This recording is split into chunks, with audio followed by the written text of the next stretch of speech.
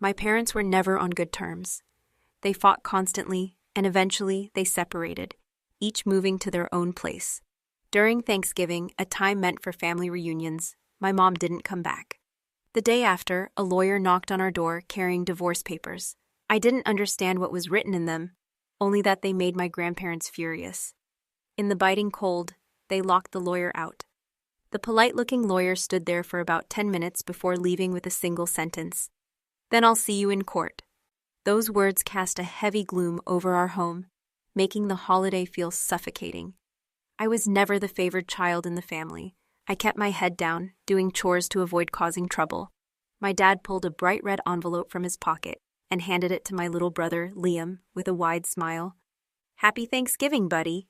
Liam grabbed the envelope and planted a kiss on Dad's cheek. Dad ruffled his hair, his eyes full of warmth. I watched, my heart sinking with envy. After cleaning up, I quietly took a certificate of achievement from my bag and showed it to Dad, hoping it might make him happy, but his face darkened instantly. Without a word, he tore it to pieces, looking down at me with disdain. "Do you know how hard it is to earn money, and you dare show me this useless thing to beg for a holiday gift?"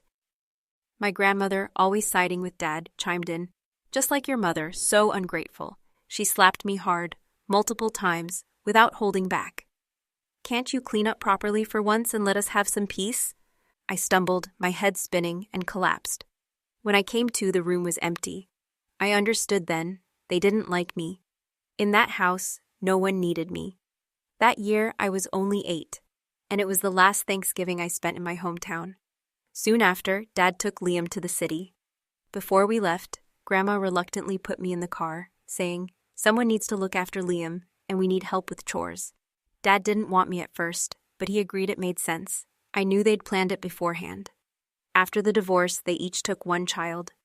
They didn't want me, but they were determined to keep Liam. I was only brought to the city to watch him, and eventually, to be handed off to Mom. I held on to a small hope that living with Mom might be better. At the courthouse, my parents fought bitterly, but not over me. I sat silently on a bench, waiting to see who would take me.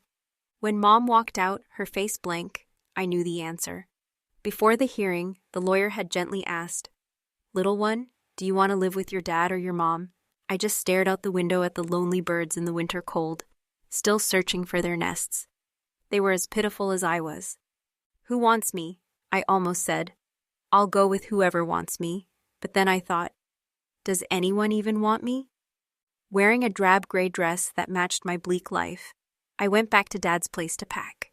He'd brought friends over for drinks, and they made a mess, expecting me to clean it up. One of them pointed at me, curious. "Whose kid is this? Never seen her before." Dad, holding Liam in his lap, glanced at me and said, "Just a kid from the neighborhood. Her mom's coming to get her soon." I stood frozen, the broom in my hand suddenly heavy. Dad handed me a red envelope. "Don't come back," he said, pausing before adding, "Don't come to me if you're in trouble. I'm not your family." It was freezing, my hands numb, but the real cold came from within. I looked at him, my father, and wondered why he didn't love me. He shoved the envelope into my hand and walked into the elevator without looking back. Thanksgiving wasn't over yet.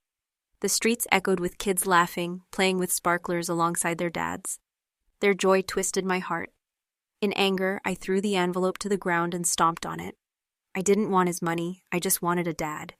Tears came loud and desperate, hoping he'd hear and turn back. But I knew he wouldn't. Exhausted from crying, I stared down the street, waiting for Mom.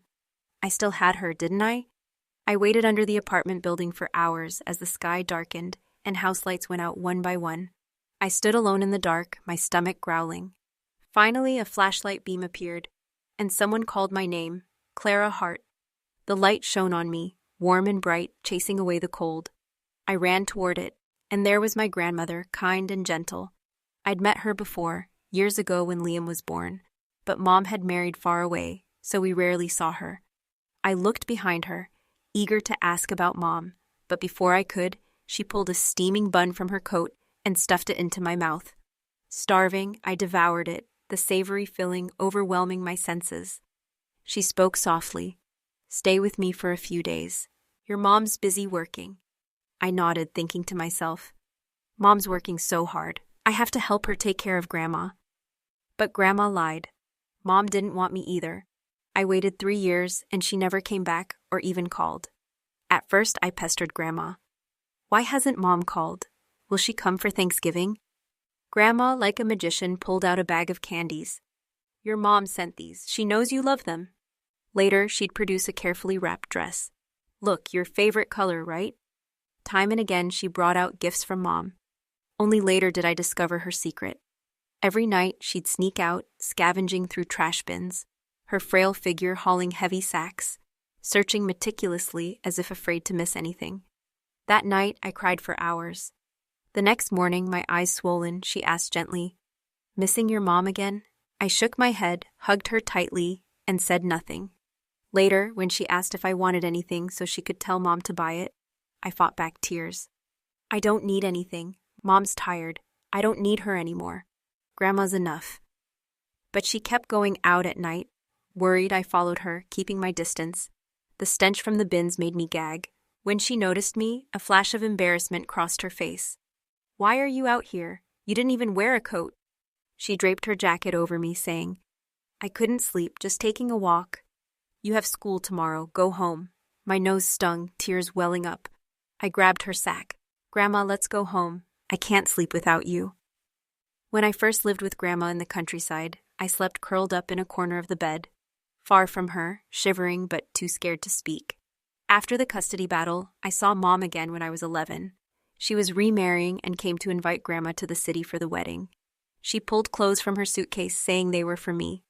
Try them on, they're beautiful, aren't they? My smile froze. The sparkly, cheap dress was too small and didn't suit my age. I'd grown taller in 3 years, but Mom didn't know, or maybe she never cared. I tucked the dress away in the bottom of my closet to avoid the pain of seeing it. At Mom's wedding in the city, the tall buildings and bright streetlights dazzled Grandma. If you could study here, it'd be wonderful, she said. I shook my head stubbornly. I just want to be with you. A little hardship's fine as long as I try harder. That night, in a fancy apartment, Mom frowned at Grandma's dirty shoes. You're filthy, go wash up. Grandma nodded, embarrassed, then asked, Where's the water? Mom sighed, exasperated. I shouldn't have brought you, such a hassle. I stepped in front of Grandma, pulled her to the bathroom, and washed her feet myself. Tomorrow we're going home. The next morning, Grandma was gone. Panicked, I searched the apartment, calling her name, but only echoes answered. I froze, sweating, struggling to breathe, and collapsed. The night before, she told me Mom wanted me to stay in the city for better schools, but I knew she'd begged Mom, even giving her all the money she'd saved from scavenging. Mom had reluctantly agreed. Grandma had lied again, but this time, I decided to honor her wish. I called her, choking back sobs. Grandma, I'll work hard to get into Lincoln High. Can you visit me then? Her voice cracked with emotion but stayed gentle. Yes, of course. Mom's new family was wealthy, but I had no real place there. To stay, I tried pleasing everyone, including Mom's stepson, Caleb. When I first arrived, I shared half my rare slice of cake with him, but he threw it on the ground, sneering, Gross. From then on, his bullying grew crueler. I struggled with the city's advanced curriculum. During midterms, Mom was called to school. Ashamed that I ranked third from last while Caleb was dead last. She slapped me in front of the class. Caleb had locked me in the girls' bathroom, causing me to miss the exam, but Mom didn't care to ask why. She was too busy pleasing Caleb's family. I realized then that she'd hit me just to keep Caleb happy. Covering my stinging cheek, I held back tears, longing for Grandma. I wanted to keep my promise to her and get into Lincoln High. Back home, I saw Caleb kicking around my sweater, the one Grandma knitted. He tore it apart. Furious, I shoved him to the ground, screaming, If you're so tough, go pick on your dad. What's the point of bullying me? Caleb, enraged, set the sweater on fire and yelled, I'll keep bullying you. This is my house. We both hated this so-called blended family, pretending to get along while despising each other. The difference was, Caleb took it out on me. I fought back, and when his dad, Mr. Thompson, came home, he grabbed me, threw me aside, and shouted, You dare bully my son in my house? I feed you, educate you, and you act like this? I tried to explain. He bullied me first, but he cut me off, pointing at the door. Get out of my house. I looked to Mom, who'd seen everything but said nothing, offering no defense. Clinging to her sleeve, I pleaded, "Mom, can I stay? I promised Grandma I'd get into Lincoln High." I don't know what I said wrong, but she slapped me hard. "You ungrateful thing, you should just die. You only make my life harder." It was the second time she told me to die. She'd once fought to keep me alive at birth, yet now wished me dead. What had I done wrong? As Mom fussed over Caleb's scratches, I stood at the threshold, neither able to stay nor knowing where to go. She gathered my things, threw them outside, and spat. "Take your trash and get out. Stop being an eyesore." Without another glance, she slammed the door, shutting me out. I left the Thompsons' house, vowing never to return. I wandered for hours, my feet blistered, shoes worn thin. Each step brought me closer to home. When I reached Grandma's familiar door, I wanted to cry, but didn't dare knock, afraid of seeing her worry or disappointment. I crouched by the door, waiting for dawn, feeling oddly at peace for the first time in years. I was home. When Grandma opened the door and saw me, she was overjoyed but alarmed. "Why are you back?" My eyes red, I bit my lip, unable to speak. Afraid I'd sob like a child, I watched her face, fearing she'd scold me. Instead, she noticed my blood-soaked socks and torn shoes. She turned away, wiping tears. "You're back, that's good," she whispered, maybe to me or herself. She called Mom, who shouted, "What kind of kid did you raise? She's bad luck. Take her wherever, live or die, I don't care." Grandma shot back, "You wanted her to have a future, so you took her. But have you ever cared about her pain?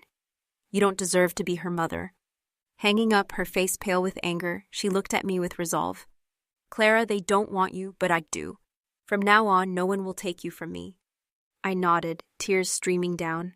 Strangely, this joyful moment made me cry harder. Clara Hart finally had someone who needed her. That year, I barely made the cutoff for Lincoln High. Grandma bragged to the whole town about her granddaughter getting into the best high school. Seeing her pride, I vowed to work harder to make her happy.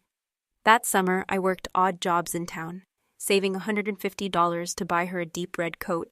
She tried it on countless times, beaming. 3 years of high school flew by. As college entrance exams neared, Grandma rented a small room near school to care for me. One evening, I came home late to find her gone. The landlord said she'd fainted, and neighbors had taken her to the hospital. The doctor said her body had been weak for years, urging surgery, but she'd refused. She'd hidden it so well, always so cheerful. I emptied my savings for her hospital bill, but it wasn't enough. I called Mom once, twice, 3 times. No answer. Desperate, I called Dad. "I need money. Grandma's sick." He laughed coldly. "What's that got to do with me?" "We're done," I begged. "I'm out of options. I'll pay you back. Just this once, I won't bother you again." He scoffed. 6 years, no contact, and now you want money? Even if I had it, I wouldn't give it to an ungrateful thing like you. Numb, I hung up, wiped my tears, and returned to Grandma's bedside. I had to save her. That night, I went back to the countryside, knocking on doors, begging for loans, writing IOUs. I scraped together enough for her surgery. When she was wheeled out of the operating room, my heart eased. But then I realized I'd missed the college entrance exam. 3 years of effort vanished. I hid in the hospital bathroom, sobbing as my world collapsed. When Grandma learned, she hit me for the first time, pushing me out of her room, saying she didn't want to see me. I knelt by her bed, clutching her frail hand. "Grandma, don't leave me." Her tears fell on my hand as she hugged me, whispering, "I've made your life so hard, Clara." She checked where she'd hit me, asking, "Does it hurt? Was I too harsh?" I buried my face in her chest, shaking my head, crying too hard to speak. I'd nearly lost the one person who loved me most. After surgery, Grandma's health recovered slowly. She was bedridden for 3 years, her condition worsening. I couldn't reach Mom and eventually gave up, blocking her number. A week after Grandma passed, on the ambulance, her eyes never left me. She spoke endlessly, recalling 7 years ago when she found a shy, pitiful Clara in that dark alley and raised her to be stronger each day. "Clara, live well. I can only go this far with you," she said, a tear falling, her voice faint. "My child has suffered so much. What will you do?" I clung to her hand as her eyes closed, pleading, "Grandma, stay a little longer. I'll be good. I'll study hard. I haven't made you proud yet." Her hand slipped from mine, and my heart emptied. She was still wearing the red coat I'd bought her, still so new. Neighbors helped with Grandma's funeral. Liam came, handing me money he'd saved from holiday gifts. I didn't refuse, promising to repay him. That year, Dad sent me money for exams, which I later learned came from Liam. After I left, Dad remarried and had another son.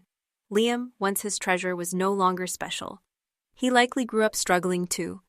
At Grandma's funeral, no one mentioned Mom. Everyone knew I was the only one by her side when she passed.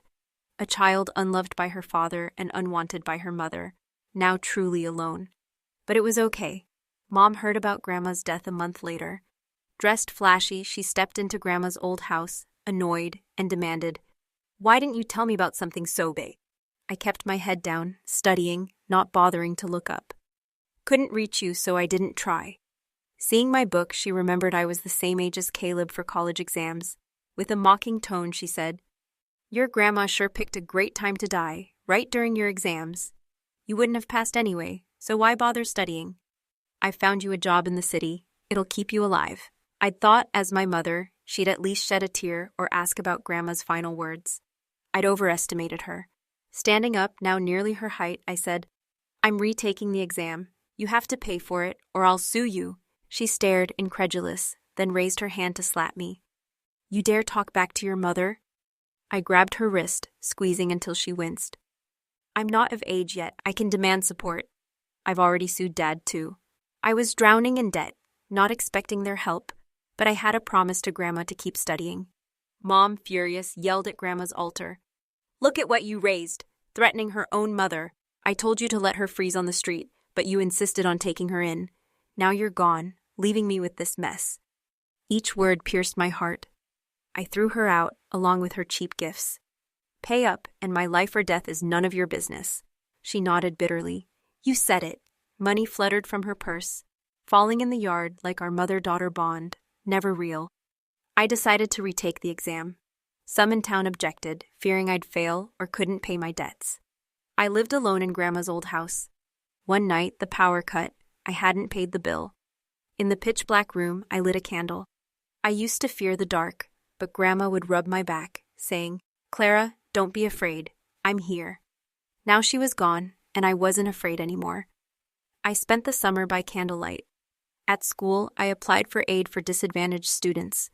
When Dad got the court summons, he stormed to school, cursing me as ungrateful and disloyal. I kept my head down reading. $500 to end our father-daughter tie? That's a bargain for you. He raised his hand to hit me, but teachers and classmates stepped in, condemning him. Despite his tantrum, the back child support was deposited into my account, letting me study another year. I studied relentlessly, eating little, sleeping less. By the final semester, I was in the top 3 on the honor roll. Before the college entrance exam, my teacher advised me to stay calm and gave me a lucky charm. "Fly high, Clara." After the exam, I worked at a factory. One night, drums sounded outside, and coworkers yanked me from bed shouting, "You did it! You're the state's top scorer." I rushed downstairs, dazed. Reporters interviewed me, asking how I felt. My voice trembled as I looked into the camera. "Grandma, I did it." The government gave me a large award, and the factory added a bonus. Recruiters from top universities, Harvard and Yale, came to discuss options. Mom showed up waving a red banner through town, boasting, "My daughter's the state's top scorer." I knew she was born to excel. When I divorced her dad, I insisted on raising Clara. She didn't let me down. Villagers sneered but played along. She clung to my teachers, claiming she'd struggled to raise me. I slammed the door, nauseated.